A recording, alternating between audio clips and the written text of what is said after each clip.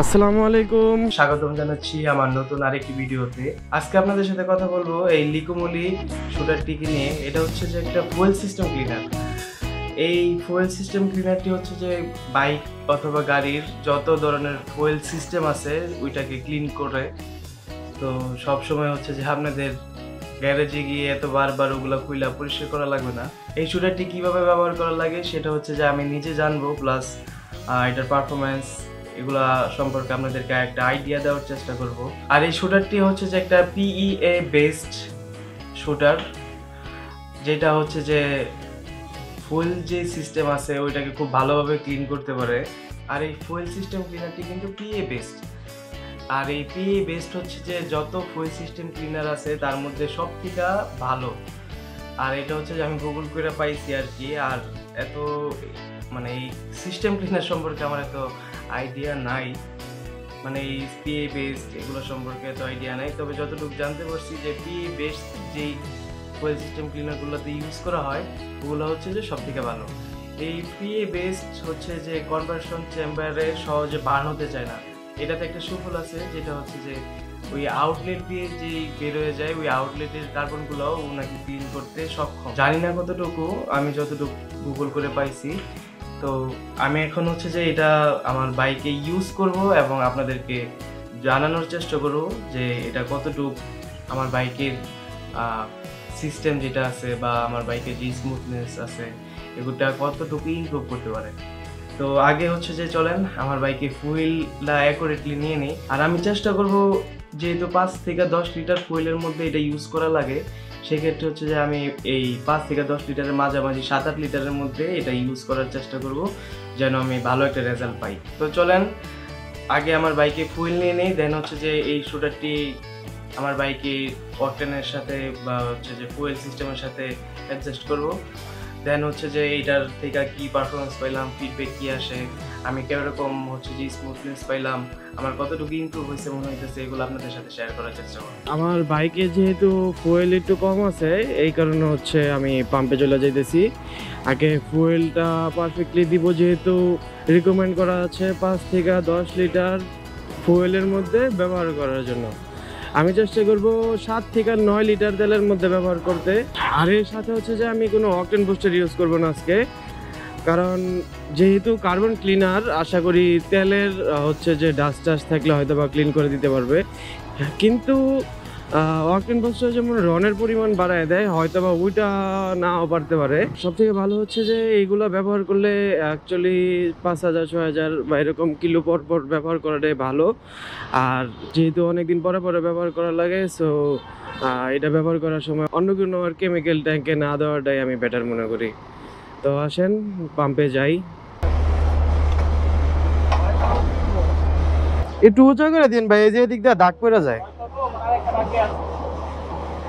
একটু ইয়ে করে দিন। হ্যাঁ, এই যে নাইলে হ্যান দিয়ে দাগ পড়ে যায়। বাইক দেখে ওরা বাসার লোকের চেয়ে বাসা বেশি ভালোবাসে, বুঝবি না ও থেকে বেশি ওই তো বুঝবি না, তুই বুঝবি না ছেলেদের এটা একটা ফ্যাশন।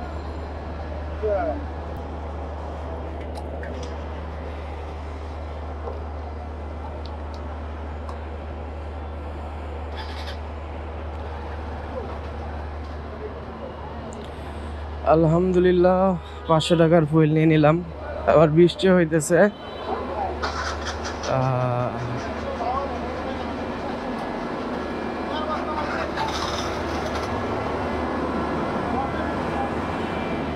একটা কাজ করি, বৃষ্টির মধ্যে পাম্পে না দাঁড়াইয়া ফ্লাইওভারের নিচে গিয়ে দাঁড়াই, কারণ পাম্পে অনেক মানে ইয়া থাকে। সো ফ্লাইওভারের নিচে দাঁড়ানোটাই বেটার। কেমন বৃষ্টি হইলো, এটা অল্প একটু বৃষ্টি হয়ে আবার রোদ উঠে গেল। আর এরকম টাইপের বৃষ্টির মধ্যে হচ্ছে যে একটা ব্যবসা গরম যে লাগে, গরমটা তখন একদম অসহনীয় পর্যায়ে চলে যায়।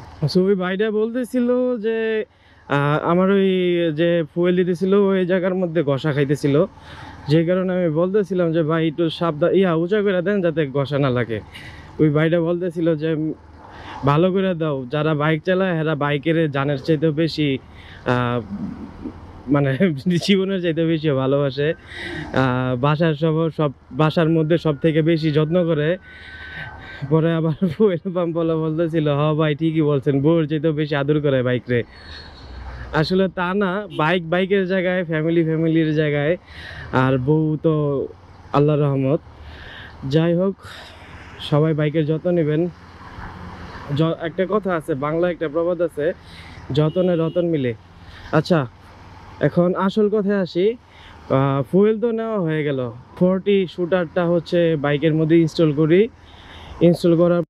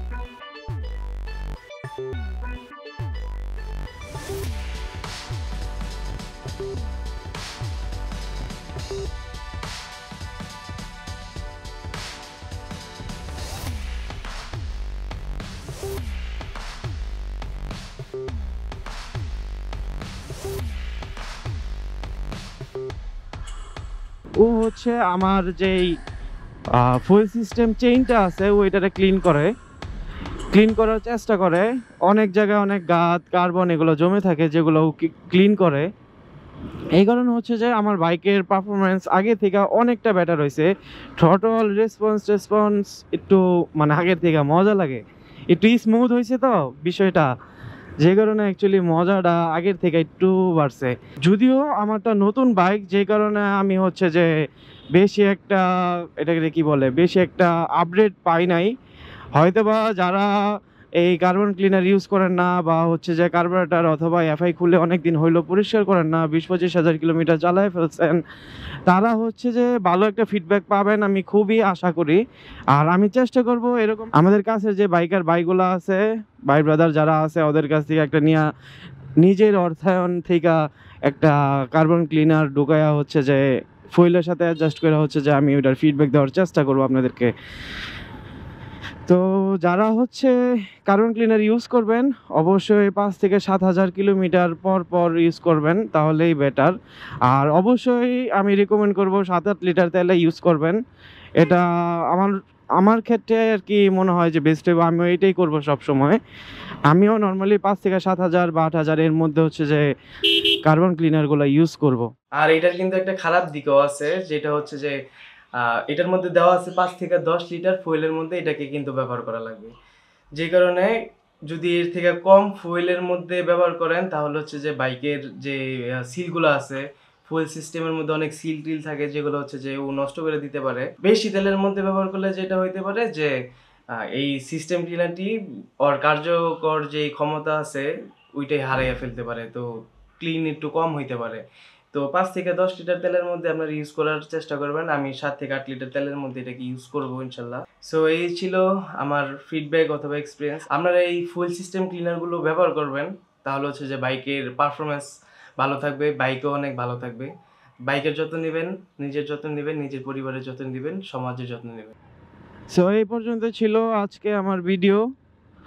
তো আপনারা হচ্ছে আমার যে ভিডিওর ভালো দিক খারাপ দিক অবশ্যই বলবেন কমেন্ট করে। আর আমার যেই খারাপ দিকগুলো আছে এগুলো হচ্ছে যে আপনারা আমার এই কমেন্টে জানিয়ে দিলে আমি আপনাদের জন্য আরও বেটারভাবে রিপ্রেজেন্ট করতে পারবো। আমি মনে করি আমার ভিউয়ার যারা আছে, আমার সাবস্ক্রাইবার যারা আছে, আমার ফলোয়ার যারা আছে, আমরা হচ্ছে একটা ফ্যামিলি। তো আপনারা যদি আমার ভুল ত্রুটিকে না ধরায় দেন তাহলে আমি শিখতে পারবো না। আর অবশ্যই আমাকে সাপোর্ট করবেন।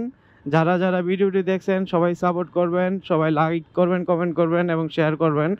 এবং এই কার্বন ক্লিনার সম্পর্কিত যেই কথাগুলো আমি বলার চেষ্টা করছি এগুলো হচ্ছে আপনাদের যে বাইকার ভাই ব্রাদার বন্ধু বান্ধব আছে তাদেরকে শেয়ার করে দিবেন যেন তারাও জানতে পারে। তো সবাই ভালো থাকবেন। আল্লাহ হাফেজ। আসসালামু আলাইকুম।